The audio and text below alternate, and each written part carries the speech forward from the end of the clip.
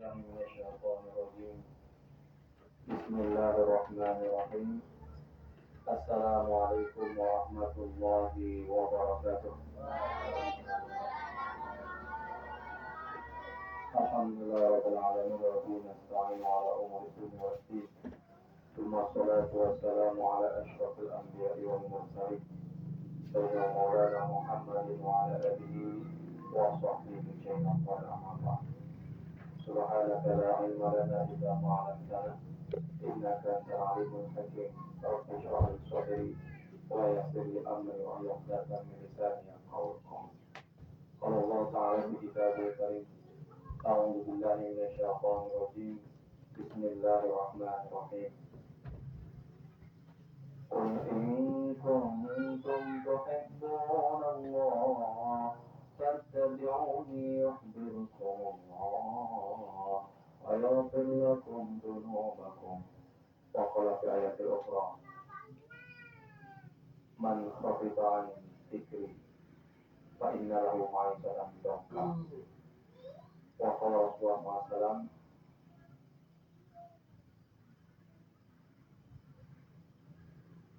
وقال رسول الله صلى الله عليه وسلم: على خلفاء رحمة الله ومن خلفائك رسول الله أن أحيا سنتي ويعلم عباد الله. وقال في حديث الأخرى: من قرأ القرآن فتظهره ويحل حلاله ويحرم حرمه يدخل الجنة. Surah Al-An'am pasal 69. Sidang jamaah jamaah maghrib yang dimuliakan Allah Subhanahu wa taala. Allah Subhanahu wa taala begitu cinta dan sayang kepada kita, manusia, hamba-hamba Allah Subhanahu wa taala, sehingga Allah Subhanahu wa taala utus manusia pilih yang paling cintainya untuk menyampaikan ayat-ayat cinta, surat-surat cinta, ya, yang terdiri pada 114 surah, 30 juz, ya, 6.666 ayat cinta jamaah. Saking cintanya Allah tersebut, Allah utus lagi pengirimnya pun bukan makhluk sembarangan, tapi malaikat yang paling dekat dengan Allah, yaitu malaikat Jibril. Malaikat Jibril saja. Dan jamaah dimuliakan Allah Subhanahu wa taala, manusia-manusia di paling cinta Allah Subhanahu wa taala, enggak Allah Subhanahu wa taala perintahkan mereka hanya berzikir, berkebun, bersawah ladang, urusan kebun, urusan bangunan, urusan tanah. Tapi Allah Subhanahu wa taala perintahkan manusia-manusia yang paling dicintai Allah ini ada 1.400 ya, 142.000 nabi jamaah dan rasul. Ada 300 nabi jamaah dan ada 25 nabi ulul azmi, ada 25 nabi yang harus kita ketahui, dan ada 5 nabi dan rasul ulul azmi. Yang kesemuanya Allah Subhanahu wa taala cintai mereka, dan Allah Subhanahu wa taala utus mereka ini sebagai pembawa risalah, pembawa perintah-perintah tauhid untuk mengesahkan menyembah Allah Subhanahu wa taala, agar hamba-hamba Allah yang bernama manusia ini mau taat kepada Allah Subhanahu, dan mereka semua ini berdakwah jamaah. La ilaha illallah. Maka dan jamaah taala, Allah Subhanahu wa taala sendiri berfirman dalam Al-Qur'an dalam surah Yunus ayat 25.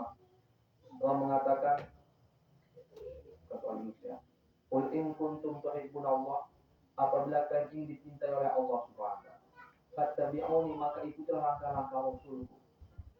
Inilah langkahku. Langkah ini maksudnya siapa? Langkah Nabi Muhammad SAW, langkah para nabi jemaah. Yuhibbukumullah, pasti Allah akan mencintai kalian.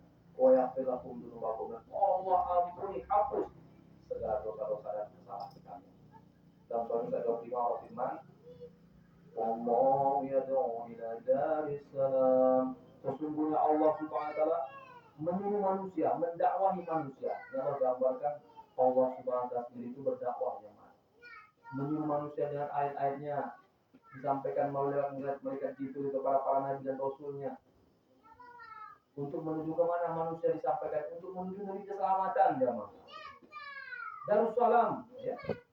Keselamatan baik di dunia maupun keselamatan di akhirat.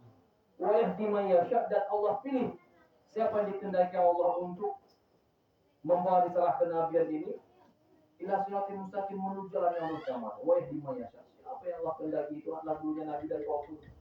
Sekarang walau menangis darah kita, tidak ada lagi Nabi dan Rasul akan turunkan Allah Subhanahu wa taala. Bagaimanapun bejatnya umat, bagaimanapun kesesatan saat jamaah, dan Allah turunkan Nabi dan Rasul lagi. Tetapi Allah yang diberikan ada voice Nabi dan voice Rasul jamaah.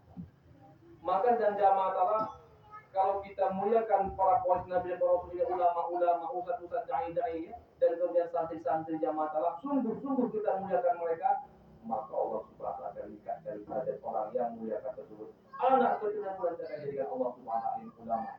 La ilaha illallah. Ini jamaah yang dimuliakan Allah Subhanahu wa taala.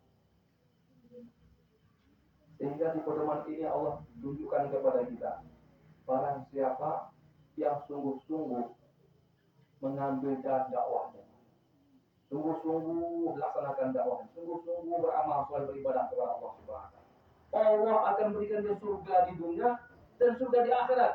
Kebahagiaan dunia dan kebahagiaan akhirat jamaah. Ini yang dijanjikan Allah Subhanahu wa taala kepada kita jamaah. Kadang-kala kita dalam dakwah jamaah taala, kita merasa diri kita ini tidak pantas untuk mengemban kalimat tauhid, menyampaikan dakwah ini. Tapi Allah pilih jamaah. Allah pilih. Banyak kita lihat dulu bergelimang dengan dosa, kemaksiatan, dosa masih banyak. Tapi Allah pilih jamaah untuk bisa mendakwahkan agama jamaah. Ini jamaah dimana Allah SWT bisa nolak tubuh kita. Walaupun kita merasa ya Allah nggak pantas ya Allah menyampaikan kalimat yang tugas yang maha besar ini. Ini tugas para nabi yang dunia, orang yang suci, orang yang maksum daripada dosa, orang yang paling gagah, paling kuat imannya, paling bersih hatinya. Ini yang dipilih Allah Subhanahu wa taala, wa yahdi man yasha ila siratal mustaqim, untuk mengemban tugas menuju jalan yang lurus ini jamaah. Tapi di akhir zaman ini tidak jamaah. Bisa saja nanti seorang yang dulu bergelimang dengan dosa, bergelimang dengan kemaksiatan, tapi dia dipilih oleh Allah Subhanahu wa taala untuk mendakwakan agama jamaah. La ilaha illallah. Banyak orang menyangka kalau saya nggak suci, tidak bersih, tidak bisa berdakwah. Tidak jamaah. Umar bin Khattab ini jamaah taala, bagaimana dia menjadi seorang yang ingin membunuh Rasulullah Shallallahu Alaihi Wasallam. Tidak ada dosa yang lebih besar di atas permukaan dunia ini, tapi di dosa Umar sebelumnya jamaah. Tapi Allah pilih untuk mendakwahkan agama ini, menjadi khalifah yang kedua jamaah. Kalau menurut logika tak mungkinlah dia dapat hidayah, tapi ini Allah Subhanahu wa taala. Allah Subhanahu wa taala berkehendak, siapapun yang dikehendaki kun, katanya jadilah. Maka dikatakan oleh Ustaz tadi, bahwa hidayah sangat mahal. Bisa saja penjahat, bisa saja penjudi, pemabuk, tapi mereka mendapat hidayah menjadi alim ulama. Tetapi bisa saja kalau misalnya orang yang dia sudah merasa diri ilmunya banyak dan segala macam dan masalah, dan dia berlepas diri kepada Allah, bisa Allah Subhanahu wa taala jauhkan dia dari hidayah yang Allah tidak mengenai. Maka kita jamaah kalau ada sesal di hati kita, berhak kita minta tolong ya Allah. Dosaku bergelimang ya Allah. Kemaksiatanku banyak ya Allah. Tidak ada yang bisa mengampuni kesalahan dan dosaku ya Allah kecuali Engkau ya Allah. Serahkan diri sungguh-sungguh kepada Allah Subhanahu wa taala, maka Allah Subhanahu wa taala akan curahkan rahmat kasih sayang kepada kita. Allah akan curahkan hidayah. La ilaha illallah. Jamaah dan dunia ke Allah Subhanahu. Sehingga pernah suatu ketika dan jamaah taala, ada seorang penjahat yang sangat preman di suatu wilayah waktu dulu masa Maulana Yusuf jamaah. Maulana Yusuf menyampaikan, apa kan, bila kalian berdakwah apapun kondisi keadaan kalian, apapun saat ini kan, Allah akan ampuni dan Allah akan bimbing kalian untuk menjadi orang yang beriman, bertakwa dan beramal soleh. Dia tidak percaya preman itu. Dia datangi Maulana Yusuf. Maulana Yusuf, saya ini preman, paling banyak membunuh, paling banyak mabuk, paling banyak melakukan hal dosa-dosa besar. Kau katakan kalau misalnya saya berdakwah langsung bisa berubah menjadi orang beriman bertakwa. Apakah betul? Betul. Mana mungkin sejahat saya ini Allah Subhanahu wa taala akan bisa memberi saya hidayah? Tidak mungkinlah. Satu, saya banyak dosa, saya bergelimang. Cukup kau dakwahkan saja apa yang kau buat itu untuk jangan jaga orang lain. Itu kan kecil saja, Mas. Kalau itu sampaikan udah kebiasaan berbuat jahat, aku sampaikan sama orang itu kan kecil. Maka dia jamaatan dakwahnya, jamaatan setiap orang jumpanya, kumpulkannya anggota-anggotanya, kumpulkannya semua orang-orang jahat di waktu pimpinannya, sampaikannya. Kalian jangan buat jahat lagi seperti saya. Saya ini berbuat ini, buat maksiat ini segala macam dosa saya lakukan. Orang yang buat seperti itu pasti masuk neraka di akhirat kelak, katanya. Disampaikan itu dan jamaah terus menerus sampaikan, dakwahkan ya jamaah itu saja kata mau nasukai jamaah. Satu hari dia merasa hebat, ini cuma ya luar biasa. 2 hari 3 hari sampai sepekan jamaah taala gelisah hati jamaah. Apa-apanya aku ini? Aku hanya manusia biasa, hamba Allah. Kok sombong kali, angkuh kali. Soal aku sanggup dibakar api neraka dengan kejahatanku yang telah aku perbuat ini. Manusia apa aku ini? Manusia kan seperti apa aku yang gak mau tersentuh hatiku untuk menakuti neraka Allah Subhanahu wa taala dan bertobat kepada Allah Subhanahu wa taala. Maka dia menaik terseduh-seduh jamaah. La ilaha illallah. Maka sedang jamaah taala dakwah ini belum tentu yang kita dakwah itu akan mendapat hidayah langsung, belum tentu ya. Bisa jadi orang yang kita dakwah menentang kita jamaah, malah mencemoohkan dan mengejek kita. Tapi jamin Allah Subhanahu wa taala seperti kita tadi jamaah, hati kita akan Allah perbaiki. Hati kita akan diperbaiki Allah Subhanahu wa taala. Iman kita akan diperkuat oleh Allah, akhlak kita akan disempurnakan oleh Allah Subhanahu wa taala. Ini yang difirmankan Allah dalam Al-Qur'an. A'udzu billahi minasyaitonir rajim. Ya ayyuhalladzina amanu taqullaha wa qulu qawlan sadida yuslih lakum a'malakum wa yaghfir lakum dzunubakum. Wahai orang-orang yang beriman kata Allah, tidak cukup hanya beriman. Ittaqullah, harus takut kepada Allah. Ada iman kita, harus takut dari kepada Allah. Usahakan iman. Dengan cara apa? Dengan cara kita mendakwai orang jamaah. Membaca Quran ittaqullah. Siapa membaca Quran kata Allah, dzalika kitabul la raiba fihi hudal lil muttaqin. Ini adalah kitab Al-Quran yang tidak ada keraguan sedikit pun padanya. Petunjuk bagi orang-orang bertakwa. Kalau kita baca Al-Quran, kita pahami Al-Quran, niat kita amalkan, dan kita kemudian dakwahkan jamaah taala, ini mujizat Al-Quran yang mampu membuat kita menjadi orang-orang bertakwa. Tapi tidak cukup hanya bertakwa saja, kita pahami jamaah Al-Quran ini, ada tugas selanjutnya Allah firmankan dalam ayat ini. Wa qulu qawlan sadida. Qawlan sadida, kata-kata yang benar sampaikan, dakwahkan. Ayat Al-Quran qawlan sadida, kalimat-kalimat yang benar, hadis sunnah Rasulullah SAW qawlan sadida, kata-kata kalimat-kalimat yang benar, dakwahkan, sampaikan. Apa jamin Allah Subhanahu wa taala, yuslih lakum a'malakum. Allah Subhanahu wa taala akan perbaiki seluruh amal-amal kalian. La ilaha illallah. Wa yaghfir lakum dzunubakum, dan Allah Subhanahu wa taala akan mengampuni seluruh dosa-dosa kalian. Inilah kekuatan dakwah di jamaah. Sebenarnya jamaah taala, kalau kita pedoman lagi jamaah taala, hidup tidak perlu susah-susah. Tidak perlu payah-payah jamaah. Tapi sekarang ini orang mau hidup susah. Sebenarnya hidup tidak perlu susah. Cukup laksanakan perintah Allah Subhanahu wa taala dan kemudian kita berdakwah, kuatkan ibadah kepada Allah Subhanahu wa taala di sela-sela kehidupan kita, Allah pasti kayakan.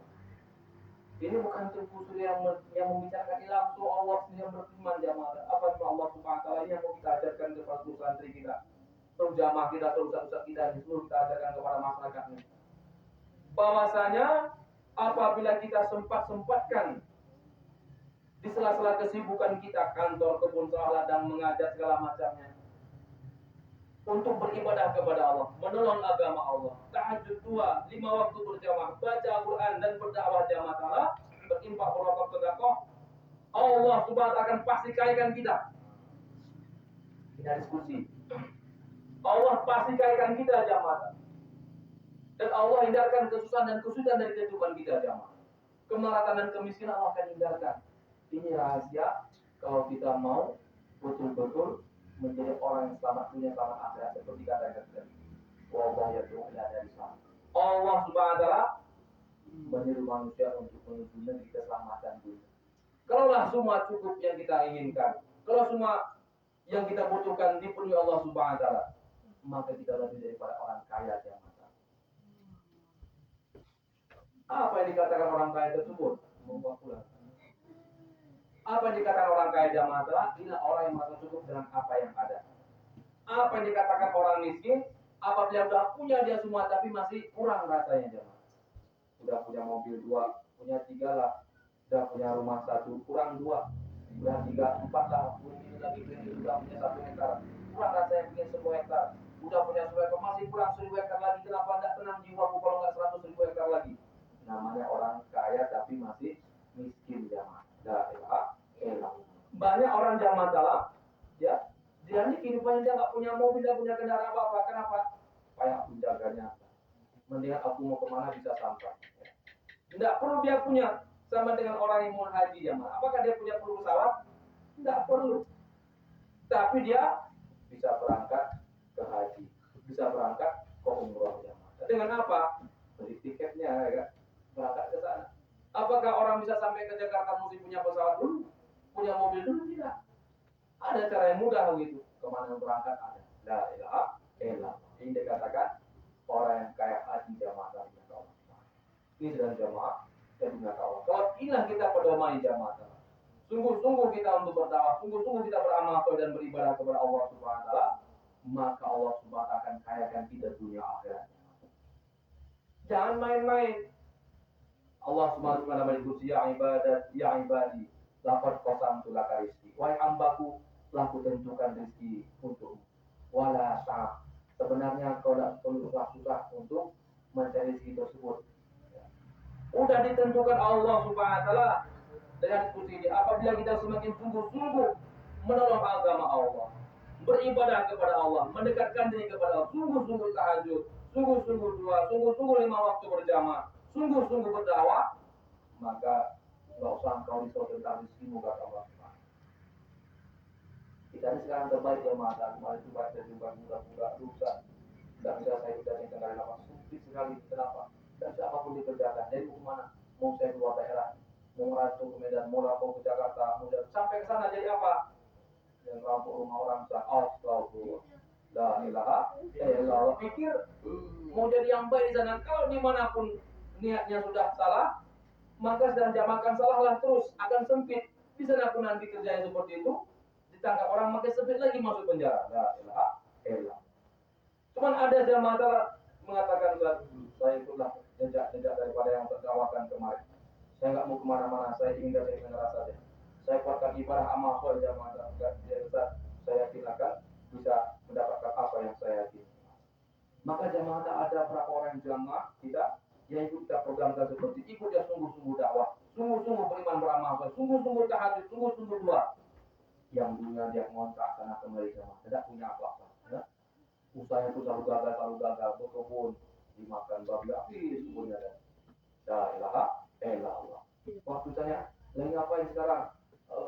Ustaz waktu awal kemarin itu jadi orang seperti ini saya lagi jaga babi di kebun sana, jaga jagung. La ilaha illallah. Bagaimana hasilnya? Habis jagung tersebut. La ilaha illallah.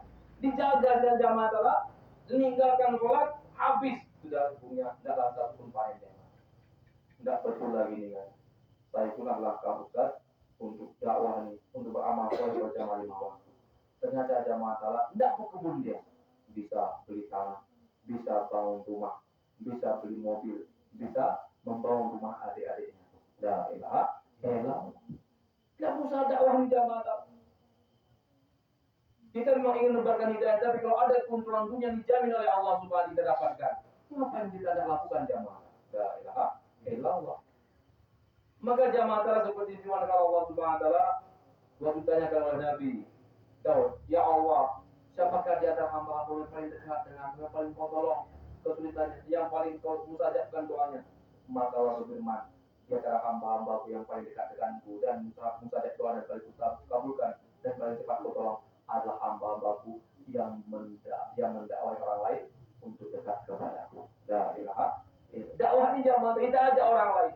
Pondok pesantren ini kita bukan mengajak ayo kita ikut pondok pesantren tidak, yang kita ikut tunggu surya tidak, tapi ayo kita taat kepada Allah, ayo kita ikut cara Rasulullah. Nah, ini yang kita ajarkan kepada jamaah kita jamaah. Demikian juga santri-santri tanggung jawab nanti. Tanggung jawab kita ini sama-sama sudah diajarkan untuk dakwah setiap hari. 5 waktu berjamaah kita dakwah. Kemudian kita ada jolah, ada UMM, ada lagi kita jolah 1, jolah 2 jamaah. Ada lagi malam markas, malam sagu, ada malam musyawarah. Ini harus kalian terapkan di kampung-kampung suatu kalian nanti suatu saat pulang pakai libur. Seperti kemarin ada kawan kalian waktu itu kalau misalnya Ustaz Buya datang ke sana, aku dulu menyampaikan kalau tinggal laku kalian. Ini ada yang menyampaikan, Masya Allah Ustaz, ini anak Polan Ustaz, di Polan Ustaz ya, Masya Allah dia menghidupkan masjid selalu Ustaz. Ajan dia, doa dia, kemudian dia lalu mengajak paman pakciknya, dia berjamaah antarkan aku berjamaah, dia ajak yang pakcik-pakcik abang-abang Jawa, luar biasa. Tidak ada orang lain pesantren seperti itu Ustaz. La ilaha illallah. Ini yang tak tanamkan nih.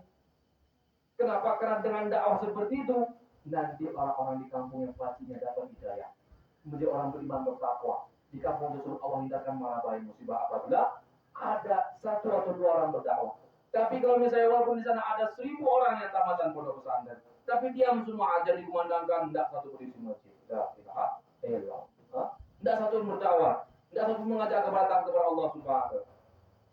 Maka jamaah kampung itu akan dihancurkan Allah Subhanahu wa taala. Allah datangkan merabai musibah malapetaka kepada mereka semua. Kepada siapa baru ditimpakan? Kepada orang-orang yang ahli ilmu tersebut, kepada orang ahli ibadah. Dia ditimpakan Allah Subhanahu wa taala, baru kepada orang sekitarnya. Mana dalilnya? Sahabat bertanya kepada Rasulullah, ya Rasulullah, apakah mungkin terjadi suatu negeri atau suatu kampung, suatu daerah, suatu wilayah, di sana semua ada ahli ibadah, ada ahli ilmu, ada tempuh-tempuh ustaz-ustaz dai-dainya, ada orang-orang yang sangat-sangat taat kepada Allah SWT. Tapi mereka bisakah ditimpakan ada musibah malapetaka bencana dari Allah? Maka Rasulullah SAW bersabda, bisa jadi. Apabila di sana ada orang yang tidak taat kepada Allah, bermaksiat kepada Allah Subhanahu wa taala, sebenarnya mereka tak mampu untuk mencegahnya, mengajaknya. Ada orang rasanya kemaksiatan yang paling besar sesungguhnya jamaah. Tidak diajaknya untuk taat kepada Allah, maka Allah berfirman, timpakan kepada orang-orang yang soleh ahli ibadah terlebih dahulu di kampung tersebut, di wilayah tersebut, baru kepada orang sekitarnya. Nauzubillah. Maka pernah suatu ketika jamaah taala, Imam Al-Ghazali menyampaikan kepada santrinya, ada suatu negeri yang terjadi pada 80.000 jiwa. Macam gaya luas itu 80.000 jiwa. Kita ini 140.000 jiwa penduduknya. Maka suatu ketika amal mereka amalnya seperti amalan daripada umat-umat terdahulu, umat-umat Nabi terdahulu, ahli ibadah semua, ahli zikir, ahli belajar ilmu agama, semua mereka luar biasa khususnya. Kalau berzikir hebatnya luar biasa, sanggup mereka berlama-lama berzikir. Tapi suatu ketika suatu malam Allah hancur dulu lantakan, seluruhnya tidak ada tinggal satu pun. La ilaha illallah. Maka sedang jamaah dengan Allah Subhanahu wa taala, santri yang bertanya, wah Imam, kenapa bisa terjadi padahal mereka amal-amal seperti amal umat Nabi yang terdahulu, luar biasa hebat zikirnya, istighfar sampai jutaan kali satu hari, tapi kenapa bisa mereka dihancurkan Allah Subhanahu wa taala? Maka Imam Ghazali mengatakan ada satu orang yang berbuat maksiat di sana, dan itu mereka saksikan bersama-sama. Mereka seharusnya bisa mencegahnya, tetapi mereka diam bersama-sama. Maka jamaah taala, murkalah Allah kalau timpakan satu kampung tersebut, anak bayinya, ibu mengandungnya, anak perempuannya, seluruhnya, kakeknya, neneknya, segala macam, Allah tenggelamkan. Tidak satu pun hidup jamaah. La ilaha illallah. Ada kisah lagi satu kali Nabi Musa dan jamaah taala datang ke suatu kota. Kota di jamaah taala yang indahnya luar biasa. Istri-istri orang cantik-cantik, ya, bapak-bapaknya tampan-tampan, anak muda yang gagah perkasa. Anak-anak pun luar biasa cantik-cantiknya jamaah taala. Ramai selalu ketawa-ketawa gembira semua jamaah. Ya, orang dengan sebuah rumahnya, bangunannya megah-megah, indah-indah sekali. Sehingga Nabi Musa bertanya kepada, ya Allah, apakah amal orang kampung ini ya Allah? Maka Allah berfirman kepada Nabi Musa, mereka ahli ibadah semua, ahli ilmu semua, ahli zikir semua, sehingga memberikan keberkahan kepada mereka. Kemudian jamaah taala datang 2 tahun, 3 tahun, 4 tahun, 5 tahun. Baiklah Nabi Musa melewati kampung tersebut, tapi tidak ada satu pun lagi tertinggal. Hancur, seluruh latak rumah gedungnya, anak-anaknya, istri-istrinya, pemuda-pemudanya, orang-orang tuanya, tidak satu pun lagi tinggal seperti kisah diwakilkan Imam Ghazali. Maka Nabi Musa berkata, ya Allah, apakah yang terjadi pada kampung ini? Padahal mereka begitu indahnya kampung ini, ternaknya luar biasa hijau ranau, rumah-rumahnya megah indah, anak-anaknya, orangnya semua tampan-tampan, gagah-gagah, cantik-cantik. Maka Allah berfirman, ada satu orang datang ke kota tersebut. Sana orang sedang beribadah, mau beribadah, tapi orang itu yang datang itu tidak beribadah kepadaku, tidak mendirikan sholat kepadaku, tidak menyembahku. Tapi semua orang kamu tersebut hanya mementingkan dia sendiri. Maka cuci muka orangnya datang tersebut.